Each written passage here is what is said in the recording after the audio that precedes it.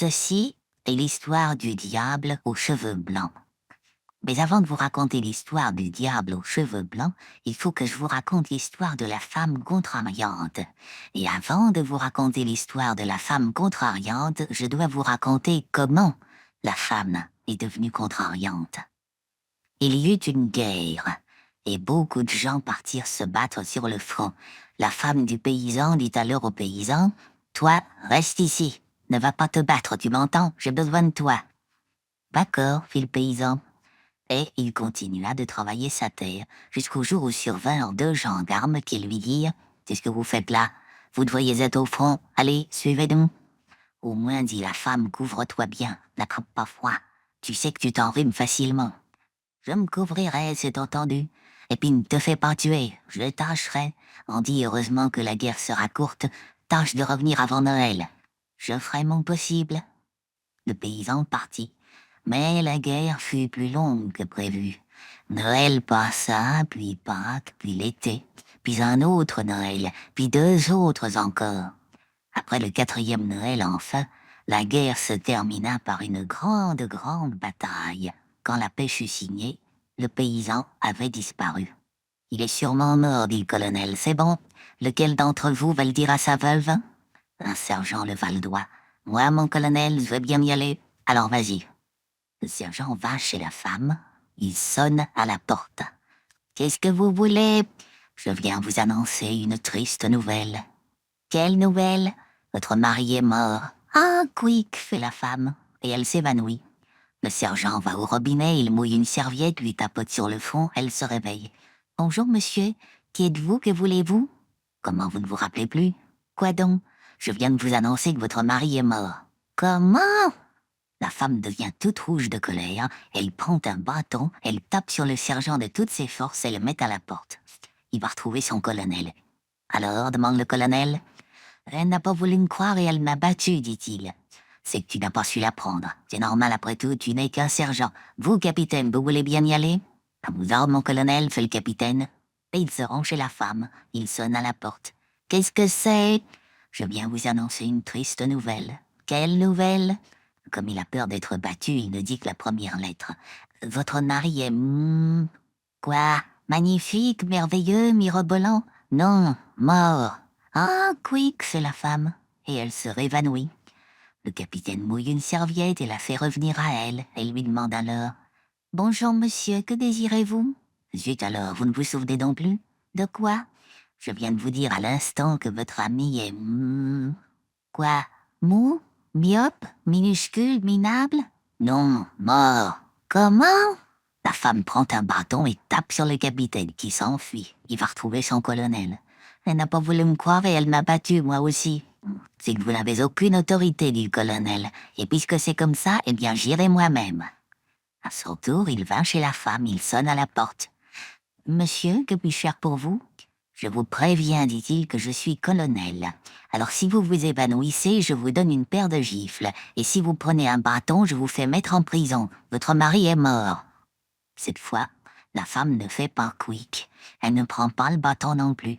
Elle s'habille de noir et elle passe ses journées à rendre des visites en racontant partout qu'elle est très malheureuse.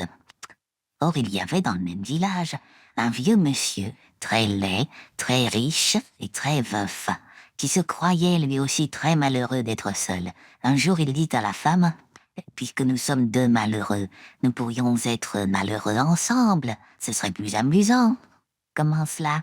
Eh ben, je ne sais pas, moi. En nous mariant, par exemple. Tiens, c'est une idée. Alors nous nous marions. D'accord. Le dimanche suivant, il met son bel habit noir qui avait déjà servi pour son premier mariage, elle met sa belle robe blanche qui avait déjà servi aussi, et les voilà partis pour l'église. Mais comme ils arrivent devant le porche, un homme vient à eux qui dit à la femme, « Eh bien, tu ne me reconnais pas? »« Non, monsieur, qui êtes-vous? »« Regarde-moi bien, je suis ton... » Il ne dit lui aussi que la première lettre. « Mon minet, mon malin? »« Non. » « Mon marin, mon meunier, mais non. Mon menuisier, mon ministre, mais non. Ton mari. » La femme regarde mieux. C'est vrai, c'est son mari. Il n'a pas été tué, mais seulement fait prisonnier, et l'ennemi l'a relâché. Alors maintenant, dit-il, je te reprends, rentrons à la maison. Ça c'est très embêtant, dit le veuf, parce que moi j'ai déjà envoyé les invitations et commandé le repas de noces. Ça me fait rien, dit le mari, nous le mangerons ensemble. C'est ce qu'ils font. Mais la femme n'est pas contente du tout. Ah, c'est comme ça, pense-t-elle. Les hommes s'arrangent entre eux sans me demander mon avis, sans chercher à savoir ce que je pense. Si seulement ils savaient ce qu'ils veulent. Mais non, c'est vivant, puis c'est mort, et puis c'est revivant, comme ça, sans crier gare.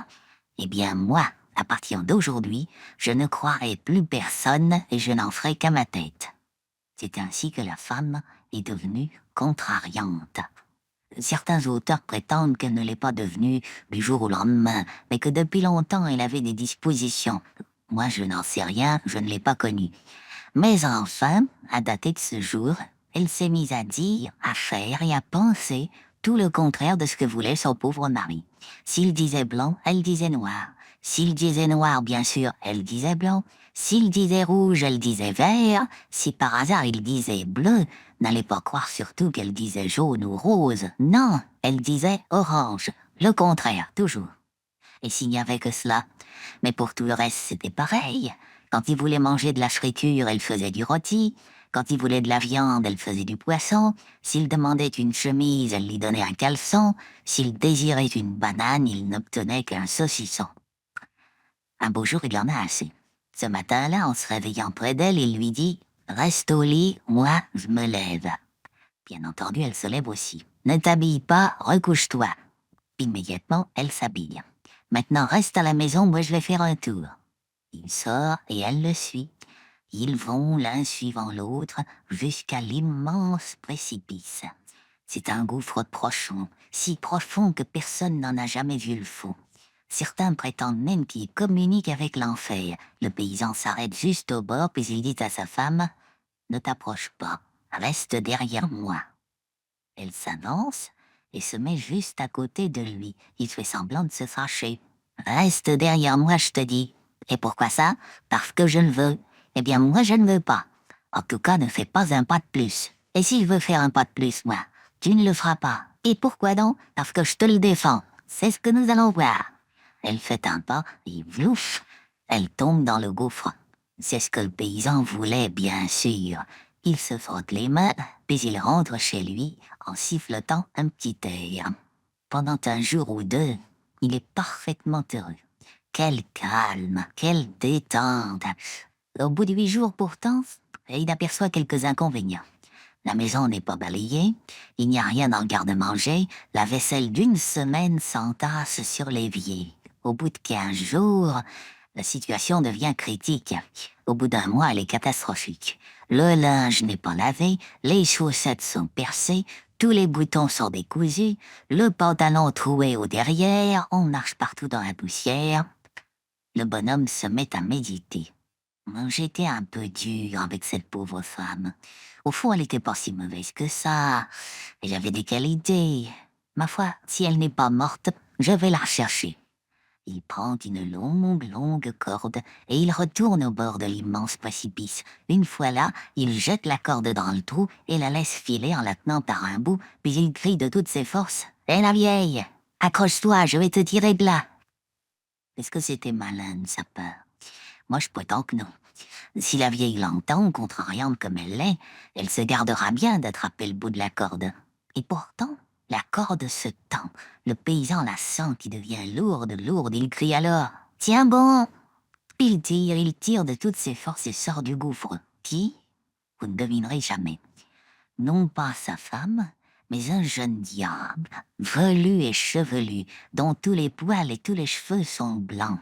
À peine sorti du précipice, il ouvre les 2 bras, tombe à genoux devant le paysan et s'écrie joyeusement « Merci à toi, brave homme, qui m'a tiré de cet enfer.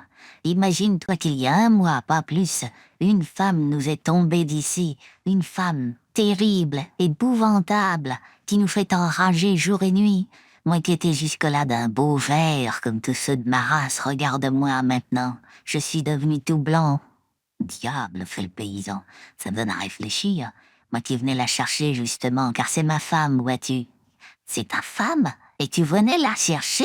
Fait le diable horrifié. C'est à peine s'il en croit ses oreilles. Ben oui, j'ai besoin d'elle pour le ménage, la cuisine, la lessive, le balayage, le raccommodage. Pour l'amour de la terre ou de ce que tu voudras, dit le diable, ne fais pas une sottise pareille. Laisse-la où elle est. Si jamais elle remonte, elle est capable de me poursuivre. Et moi, pour te remercier de m'avoir délivré, je ferai ta fortune. Comme ça, tu n'auras plus besoin ni d'elle, ni de personne. Eh bien, à la bonne heure, dit le paysan. Et il emmène chez lui le diable aux cheveux blancs. Celui-ci n'est pas diable pour rien. C'est un grand, très grand magicien. Il lève un doigt et la vaisselle est faite. Il lève deux doigts et le linge est lavé. Il dit un mot, le sol est balayé. Avec deux ou trois vers, il reprise les chaussettes. Avec une petite chanson, il recoue les boutons et raccommode le pantalon. Après cela, il dit quelques paroles magiques et fait surgir de terre une table servie. Il invite son hôte à dîner, puis il fait tout rentrer sous terre quand ils ont bu le café. Maintenant, dit le démon, parlons de choses sérieuses. Tu connais la fille du maire? Oui, je la connais. Elle est belle, n'est-ce pas? Très belle. Mais elle est riche aussi. Très riche. Ça te plairait de l'épouser? Beaucoup, mais c'est impossible. Tu vas voir si c'est impossible. Je vais entrer en elle et la rendre malade. On appellera le médecin et le rabbin, le curé, le sorcier, le pasteur et le rebouteur, l'ayatollah, etc. Personne ne la guérira. Alors toi, tu viendras, tu la guériras et tu l'épouseras. Mais comment est-ce que je vais la guérir? Tu diras seulement « Sors, Belphégor » et je sortirai aussitôt. Eh bien, c'est entendu. Le lendemain, on apprend dans le village que la fille du maire est tombée malade. Elle ne mange plus, elle ne boit plus, elle ne dort plus, elle s'agite beaucoup trop et dit beaucoup de gros mots. On appelle le médecin et le rabbin, le curé, le sorcier, le pasteur et le rebouteur, l'ayatollah, etc. Mais ils ont beau faire et beau dire, ils n'arrivent pas à la guérir. Alors le paysan va trouver le maire et lui dit « Ta fille a un démon dans le corps et moi, je vais le mettre dehors. » Monsieur le maire le regarde, les yeux ronds. « Depuis quand chasses-tu les démons? J'en ai jamais chassé, mais celui-ci, je le chasserai. Mais qu'est-ce que tu veux en paiement? Si je guéris ta fille, je l'épouse. » Tu ne manques pas d'air, dit monsieur le maire. Eh bien, si c'est comme ça, guéris-la, et tu l'épouseras.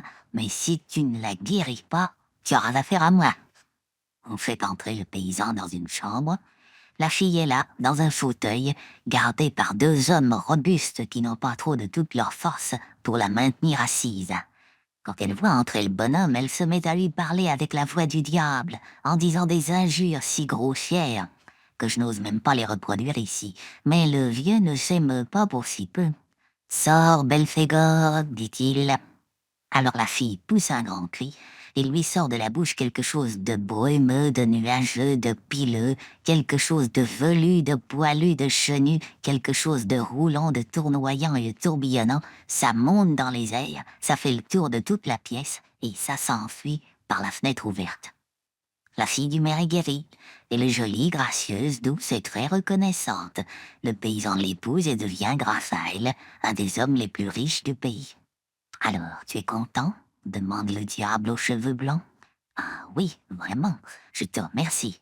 Ce n'est rien encore, dit le diable. Grâce à moi, tu deviendras seigneur d'une province et tu seras invité à la cour. Va t'installer avec ta femme dans la capitale. » Le paysan vend sa maison, fait ses adieux au maire, puis il va s'installer avec sa jeune femme dans la capitale du royaume.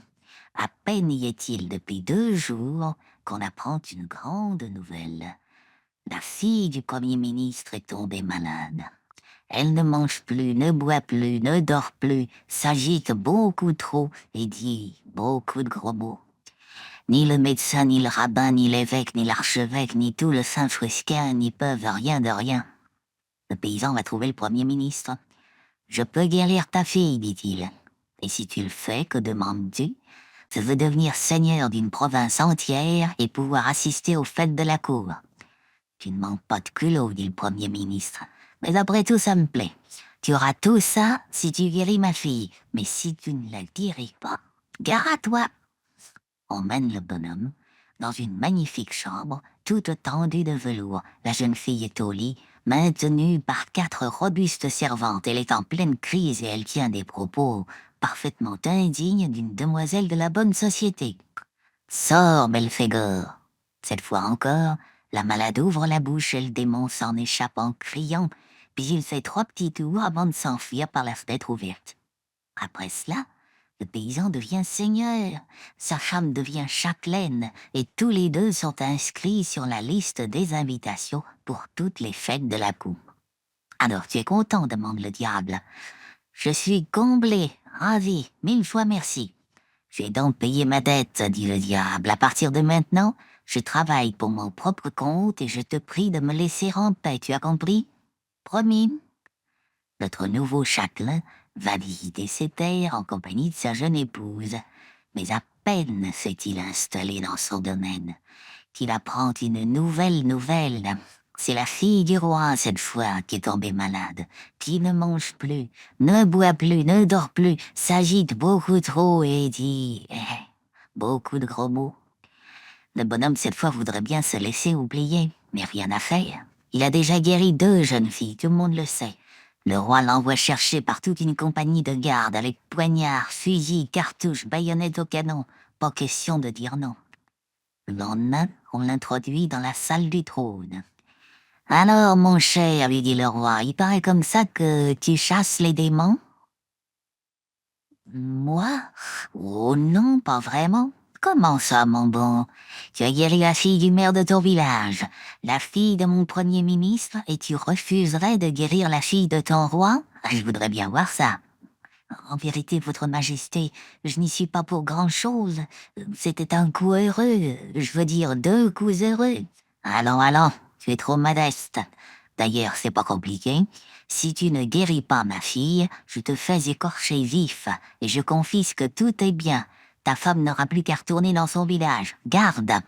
Conduisez ce monsieur dans la chambre de la princesse, ma fille.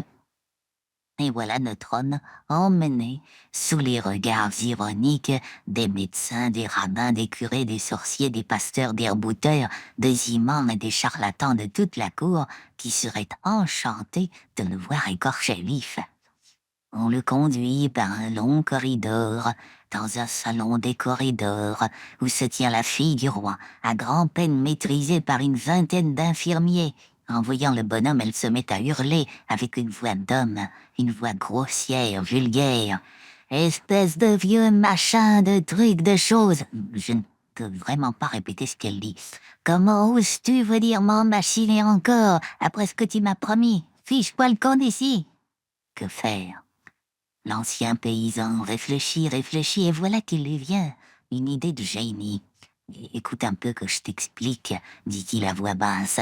C'est pas pour moi que je viens te voir, cette fois c'est pour ma femme. Tu sais bien, ma première femme. Du coup, le démon cesse de crier. Ta première femme. Elle n'est donc plus dans le trou. Eh non, c'est de ma faute, j'ai été imprudent. Imagine-toi qu'hier, je suis repassé tout près de l'immense précipice.